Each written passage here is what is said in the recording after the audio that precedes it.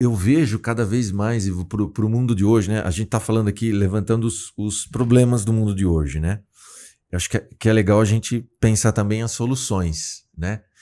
E um modelo de solução muito interessante, que inclusive virou moda, né? É a filosofia estoica, né? Os estoicos. Estoica. Nossa, o estoicismo é fantástico para o mundo de hoje, né? Então, um dos primeiros mandamentos do estoicismo, eu tenho que separar o que está na minha mão do que não está na minha mão. O que está na minha mão, eu vou fazer o melhor. O que não está na minha mão, eu vou aceitar. E para a pessoa que é louca pelo controle, isso é o fim do mundo. Como eu vou aceitar? Mas se não está na minha mão, o que eu posso fazer se não aceitar? Por exemplo, o cara vai marcar uma viagem para a praia o final de semana, então ele fez a programação perfeita. Ele foi lá no Airbnb, alugou uma casa maravilhosa, os amigos, o que vão comer, onde eles vão, os passeios que vão fazer, os jogos que eles vão jogar lá de tabuleiro. Tá tudo lindo, perfeito. A hora que eles estão descendo a serra, chega uma frente fria, fecha o tempo, começa a chover e esfriou. Isso tá na mão dele? Não claro tá. que não. E se ele não tiver um jogo de cintura? Nossa, o cara fica louco. Ele fica louco. Porque ele criou essa expectativa. Ele criou essa expectativa, achando que aquilo estava no controle dele. Aí ele vai lá no seu consultório, lá, síndrome de pânico. E acho que os antídotos, né? A flexibilidade, a leveza, desenvolver um estado emocional e também racional com as coisas, principalmente essa do ajuste do controle, até onde a gente vai, até onde é da nossa seara, até onde não é. Isso é muito saudável, porque quando essa balança está descompensada, vem sintoma, vem pânico.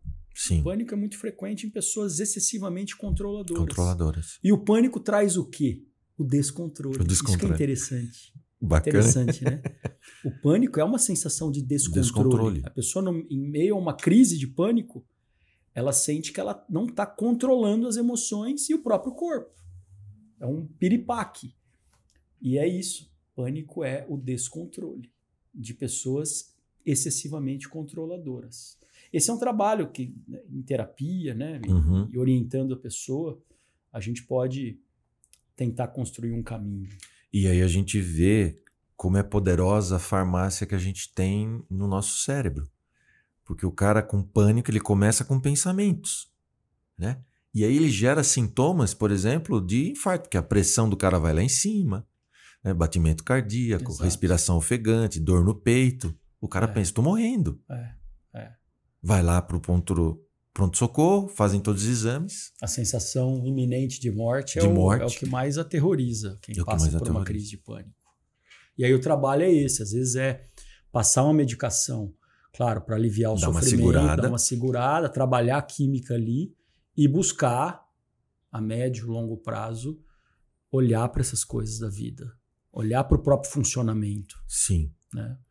Mas então, vê, né, Ivo, nessa sociedade que a gente acabou de descrever, imagina como isso é difícil, né? Muito difícil. Sem conexão, modelos prontos do que eu tenho que ser, uma ilusão de que não vai ter dor, de que tudo tem que dar certo.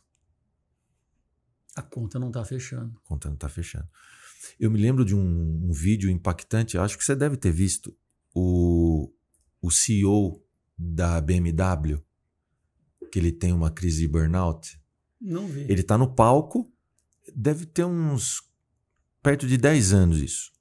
Ele é o CEO da BMW e a BMW tinha lançado uma nova linha de design, né? Então todos os modelos dela iam ter aquele novo design e tal. Ele estava no Salão do Automóvel de Frankfurt, que é o segundo mais importante do mundo. Então toda a imprensa especializada lá, né? Os diretores das empresas, os CEOs, CFOs, todo mundo lá, todo mundo que era importante, né? E ele está lá no palco, começa a apresentar o novo design da BMW. Cara, ele começa a falar, a voz dele vai travando, ele cai. Ele teve uma crise de burnout. Uma crise conversiva. Conversiva, né? Que na psicanálise a gente chama de crise histeria de conversão, né? O cara desmorona. Aí vem os seguranças assim, levantam ele, você vê que ele sai carregado assim, completamente perdido, né? Aquilo foi um escândalo, né, na BMW, porque os acionistas, você imagina, né? Porque olha a preocupação, a exposição, né? Poxa, como é que eu tenho ação de uma empresa que o CEO tá desse jeito? Então. Preocupação com o humano? Nada. Zero. É mais na imagem. Na imagem. Que representa a imagem para si mesmo. Para empresa. Então, agora você imagina o que esse cara estava vivendo.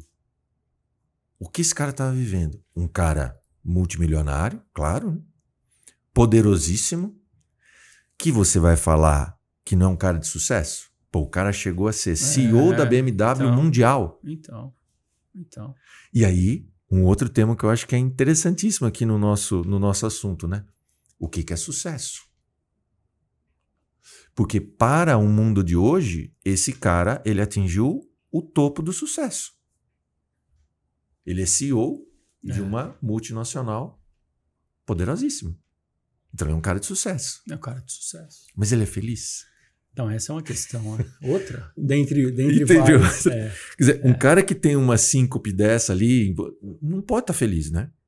A vida dele não pode estar legal. Hoje eu vi isso em algum lugar e meu tio falou isso uma vez também, sobre o meu avô. E eu carrego isso. Eu acho que a busca, pelo menos para mim, né? É mais da paz do que da felicidade. Opa! E isso é interessante. Paz traduzindo nesse estado de o que te faz ficar tranquilo, o que te faz ficar sereno, de boa, relaxado no estado. Porque a ideia que a gente tem da felicidade, que é complexa tudo, claro, é de algo... E é diferente de alegria, né? Que a felicidade, a alegria, são termos muito... Né, que dá margem... O pessoal mistura, mas é muito diferente. Então. Mas quando meu tio falou da paz, que é um estado que a gente deveria, vamos dizer, almejar, né? Eu acho que é o estado de tranquilidade, porque a gente cai nisso do sucesso. O sucesso está atrelado ao quê? A riqueza, a visibilidade... Ou seja, o reconhecimento do outro. E a dopamina, coisas que são estimulantes, né? Isso. E a paz, a tranquilidade é um outro estado. E acho que a felicidade, no conceito mais amplo, também vai por aí, né? Não é estar alegre, rindo de tudo, feliz o tempo todo, que isso não existe, né? Não existe, né? Isso é perturbação. Isso é perturbação. O cara tá em estado de mania, tá em mania, né? Tá em mania. O seu tio era estoico, né? Porque essa é a resposta do estoicismo. O que é a felicidade? A paz de espírito. A paz de espírito. Então, tem alguns autores que colocam assim, né? O que é felicidade? Do ponto de vista material, a posse do necessário. Porque tudo aquilo que vai além do necessário não acrescenta em felicidade. Tá. Até um certo ponto eu tô tendo mais e eu tô ficando mais feliz. Daquele ponto para frente, tudo que eu colocar mais de dinheiro não vai me fazer mais feliz. Então, do ponto de vista material, a posse do necessário. Do ponto de vista moral, do ponto de vista psicológico, seria a consciência tranquila e a fé no futuro. A fé no futuro? Fé no futuro. Fé no futuro no sentido da esperança. E aí é uma outra coisa interessante para a gente pensar, né? Porque quando a gente fala esperança, as pessoas acham que esperança é um substantivo que vem do verbo esperar.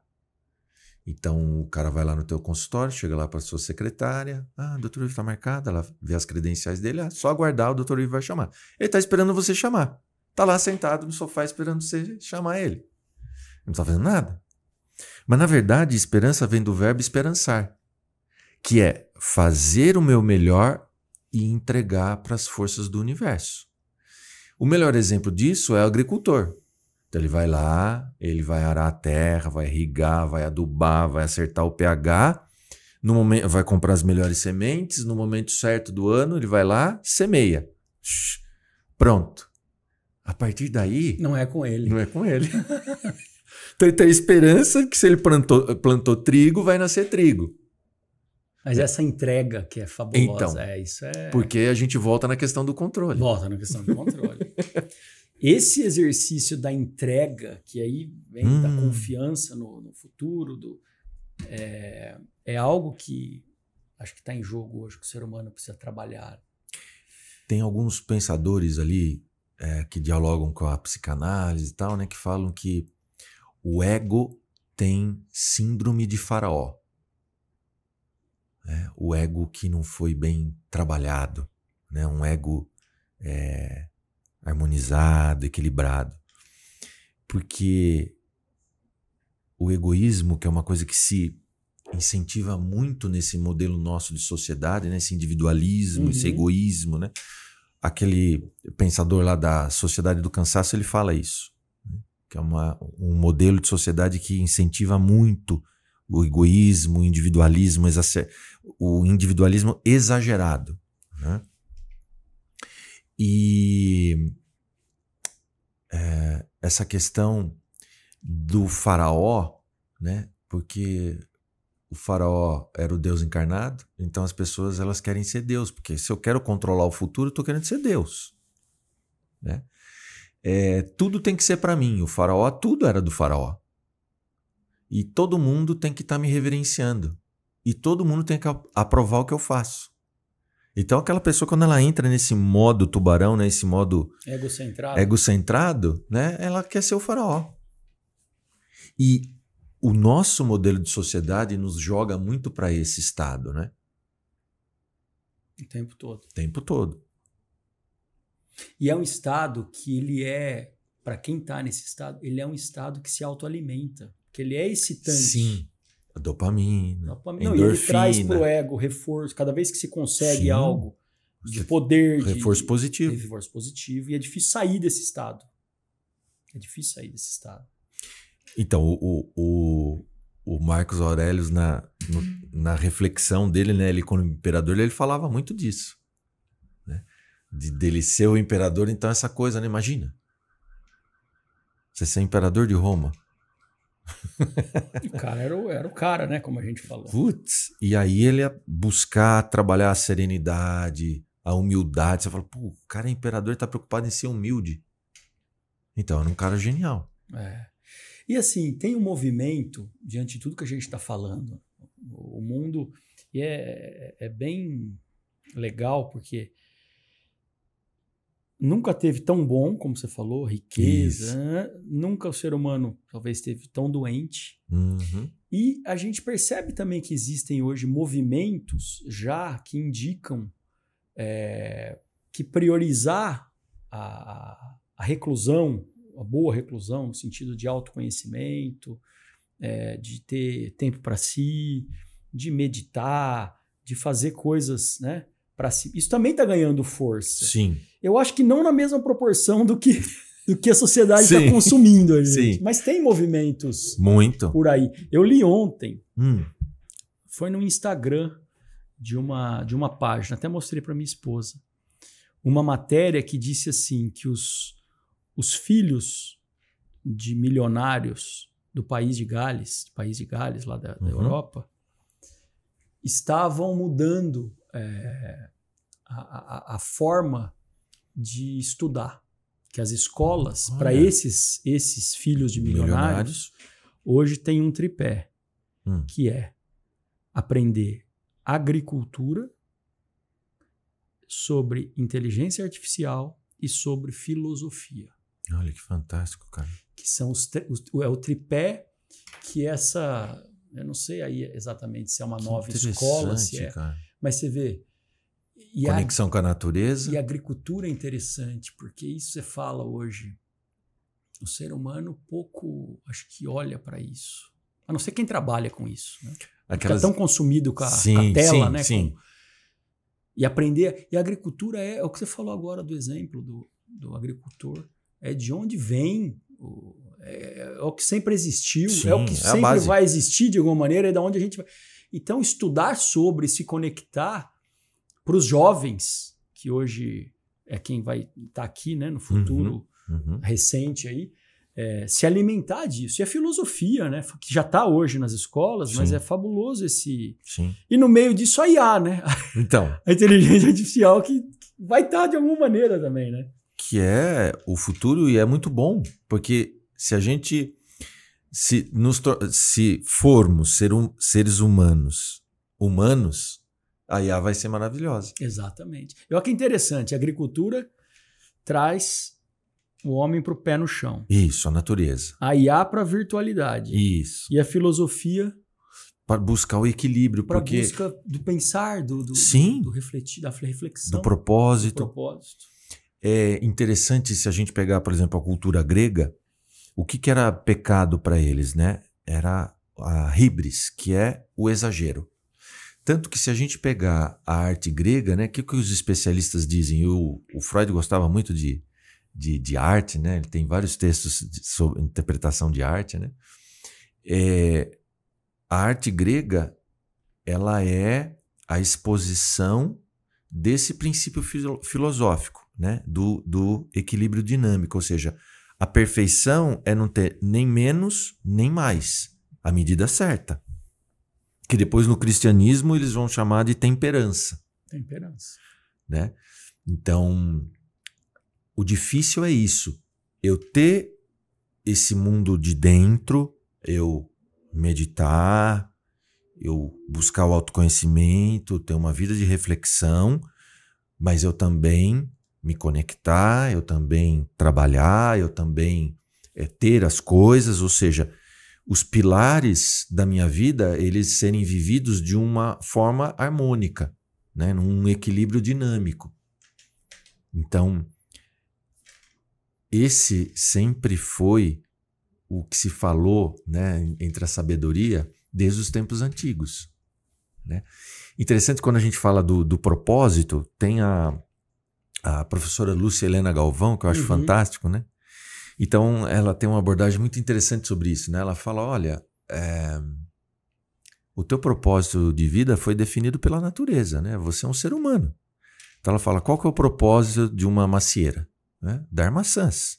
Uma laranjeira, dar laranjas. Qual que é o propósito de um ser humano? Né? Qual que é o fruto do ser humano? Né?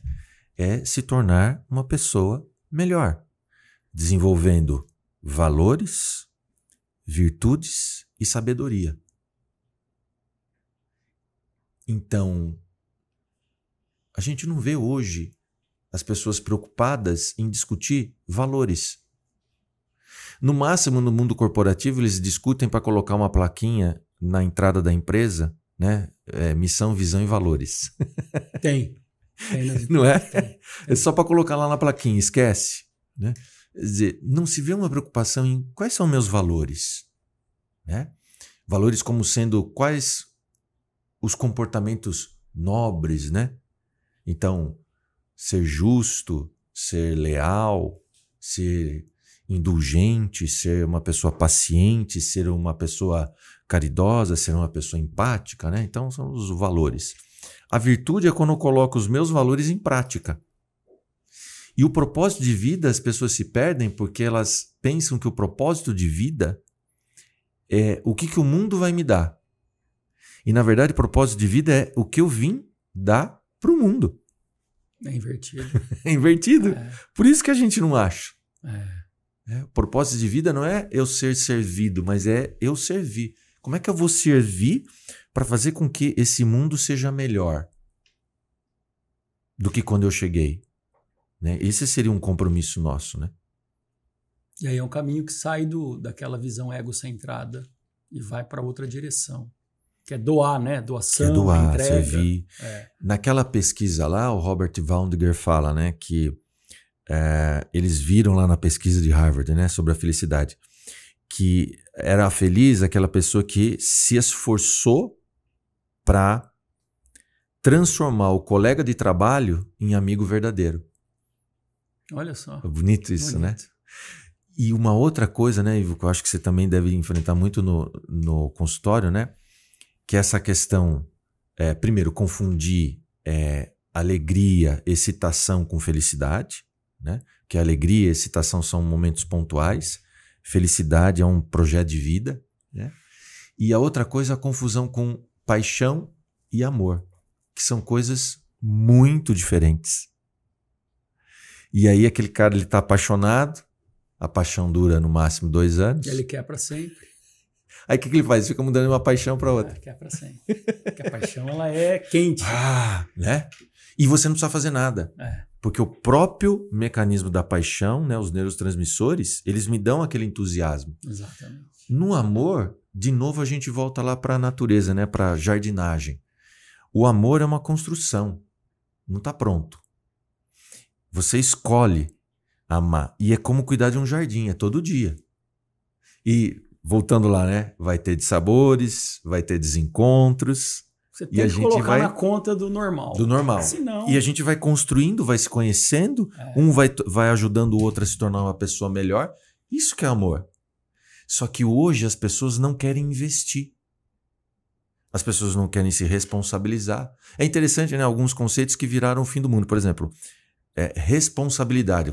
Eu não quero essa responsabilidade para mim. Não, tá louco. Ou não. Pô, responsabilidade é maravilhoso. Porque significa que eu tô tendo a oportunidade de crescer. E uma questão que pega muito hoje é o tempo. O tempo. O tempo parece... Todo mundo fala, né? Parece que a gente tá vivendo... Tá passando mais rápido e tal. E se a gente não reserva... Talvez essa seja uma tarefa de casa, né, de todo mundo. Precisa ter tempo para fazer algumas coisas para si. Isso é a sabedoria. Atividade fazer as escolhas que você falou no começo. As escolhas, exatamente. Descansar, estar com a família. Mas se a gente é consumido pelo tempo e a gente não é dono das próprias escolhas, o tempo, ele... Né? Porque hoje, para você se pegar uma tela, vamos voltar para a tela, e ficar lá 2, 3 horas, para você mirar o conceito de sucesso e querer trabalhar que nem um maluco para ficar rico mais rápido, e uma série de coisas. O tempo, ele tem as mesmas 24, o dia tem as mesmas 24 horas. Mas o tempo, estou falando tempo palpável mesmo, ele para si mesmo e para questões mais subjetivas e de autodesenvolvimento, ele parece que não existe hoje. Ou as pessoas não dão a prioridade para isso. E essa é uma questão da gente despertar, né? O tanto que é importante para construir uma visão de mundo no sentido mais saudável, mais filosófico, mais... expansivo, que se priorize e dê tempo para isso. Leituras, buscas, existem inúmeras formas. Isso. Quer falar de algumas? Então, é que você falou isso, né? Que o pessoal fala que não, é que o tempo está passando mais rápido que a Terra. Aí você vai conversar lá com os astrônomos, eles falam, na verdade, é o contrário. A Terra está... Porque o que é o tempo, né? É um dia. Né? Que a gente fala, nossa, se o meu dia tivesse 30 horas eu não daria conta, né? Então, a Terra há bilhões de anos, o dia durava 12 horas, 14 horas. A velocidade da Terra era muito mais rápida. A velocidade dela girar em torno de si mesma, né? Então ela está perdendo velocidade, né? Claro que isso é milésimo de segundo, então nós nunca vamos perceber isso. Então, não é uma conspiração do universo contra a gente. É igual a genética, a gente não pode jogar nessa conta, né? Que a turma joga, né? Eu não tô tendo tempo porque o mundo... O mundo tá mais rápido, tá virando. O dia é mais curto. Não é isso. Não. É outra desculpa que a gente não pode ter. É outra desculpa que a gente dá e não pode ter. Nós entupimos o nosso dia com coisas que não têm importância. E aí não sobra tempo para aquilo que é importante. É simples assim. É simples. Só que olhar para isso é doloroso, é desconfortante. Quer dizer que então, se eu estou reclamando que eu não tenho tempo, é porque eu estou perdendo tempo. Porque, na verdade, vou gerenciar o tempo. Não, ninguém gerencia o tempo. Né? 60 segundos por minuto, 60 minutos por hora, 24 horas por dia, acabou. O que a gente gerencia são as nossas atividades durante esse passar do tempo. E esse que é o problema. Eu estou gastando tempo com coisa que não é importante. E aí não sobra para aquilo que é importante. Ou seja, prioridade. Isso me lembrou um episódio do House. Você assistia House? Pouco, já assisti algumas vezes. Muito interessante, não era né? aquele de assistir muito. Muito interessante. Eu assisti alguns também. E tem um que é muito interessante, eles estão lá com um caso terrível, né? E é sempre ele que solucionava, assim, do nada, né? E a diretora do hospital, que depois na série parece que ela até vira namorada dele e tal, ela chama ele e fala, o pessoal tá falando que você não tá dando importância, que você tá fazendo como se esse paciente já, né, não tivesse jeito e tal, né? Porque ele tinha um jeito de pensar, né? Ele ia pra sala dele e ficava jogando bolinha de tênis na parede. Olha o que a gente tá falando aí do tempo, né? Nossa. E aí a ideia vinha, né?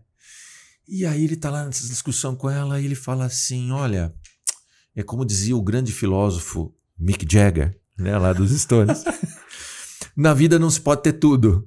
E aí ele sai e ela fica, né, arrasada, né? Bom, aí o episódio continua, ele tem uma solução fantástica lá pro caso, consegue salvar a paciente e tal. E no final do episódio ela chama ele. Primeiro, parabéns por você mais uma vez ter resolvido o caso, mas depois eu quero dizer que você, né, é um sádico, e foi falando um monte de coisa, né? E ele falou, nossa, nunca foi tão bem elogiado, né? Me explica, né? Ela falou, eu fui lá consultar o filósofo Mick Jagger. A frase da música. Realmente, na primeira estrofe ele diz, na vida não se pode ter tudo. Só que na frase seguinte, ele diz, mas não tem problema, porque a gente não precisa ter tudo para ser feliz. Então, nessa administração do tempo, eu quero fazer tudo, eu quero dar conta de tudo. Exato, isso é. E eu sou humano. E acaba virando problema. É onde a gente se perde. E o estar presente hoje, nossa, é uma outra questão. Outro ponto, cara. Ninguém está no presente. Estar aqui agora. Não. Trazer todo o sensorial pro agora. Isso, o sensorial pro agora. O Buda falava assim, quando sentar, sente, quando comer, coma, quando andar, ande. Primeira vez que eu vi essa frase, eu falei, caramba, o que esse cara quer dizer? Que é isso?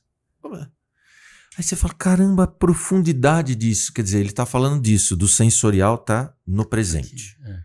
Que é a única realidade nossa. Porque na realidade nós só temos agora. O presente, o agora.